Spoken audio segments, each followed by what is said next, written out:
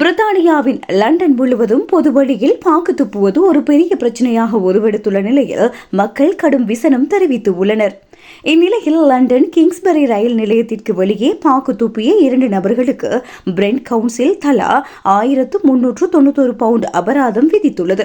இந்த பகுதியில் அதிகரித்து வரும் இத்தகைய அசுத்தமான செயல்களை கட்டுப்படுத்தும் ஒரு பகுதியாக இந்த நடவடிக்கை எடுக்கப்பட்டுள்ளது.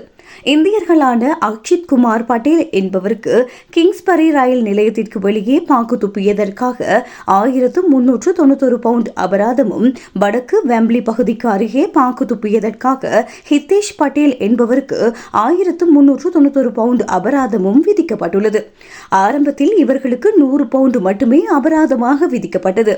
ஆனால் அவர்கள் அதை செலுத்த தவறியதால் வழக்கு நீதிமன்றத்துக்கு சென்றுள்ளது.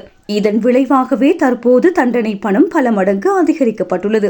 இது குறித்து கருத்து தெரிவித்த பிரெண்ட் கவுன்சில் உறுப்பினர் கிரூபா ஷேத், எங்கள் தெருக்களை அசுத்தப்படுத்துபவர்கள் மீது நாங்கள் ஒருபோதும் சமரசம் செய்து கொள்ள மாட்டோம். குறிப்பாக தெருவோர இருக்கைகள் மற்றும் நடைபாதைகளை பாக்கு கரைகளால் நாசப்படுத்துபவர்களுக்கு இது ஒரு எச்சரிக்கை. எமது நகரை அசுத்தப்படுத்தினால் நீங்கள் நிச்சயம் தண்டனை அனுபவிக்க நேரிடும். கடந்த ஆண்டை விட இப்போது நாங்கள் 2 மடங்கு அதிகமான அபராதங்களை விதித்துள்ளோம் என தெரிவித்துள்ளார். பொது இடங்களில் அசுத்தம் செய்பவர்களுக்கு எதிராக பிரெண்ட் கவுன்சில் தனது ஜீரோ டாலரன்ஸ் கொள்கையை தீவிரப்படுத்தியுள்ளது.